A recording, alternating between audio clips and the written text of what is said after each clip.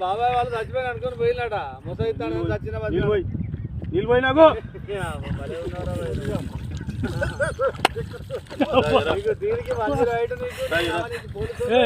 ఎందుకు పన్న వాళ్ళ తాయి పండుకున్నా ఎందుకు అనుకున్న వాళ్ళ ఈ చల్లదనానికి ఎండకు చేయలేక కన్నీకి ఓడిపోయి వచ్చిన గెలవలేక ఏం చేసావు 10 రోజుల నుంచి గణేట్ చేత నాతో గట్టించి నా కష్టం దోచుకొని గణేట్ రాయ్ నాకు అంటే డబ్బులు ఇచ్చారు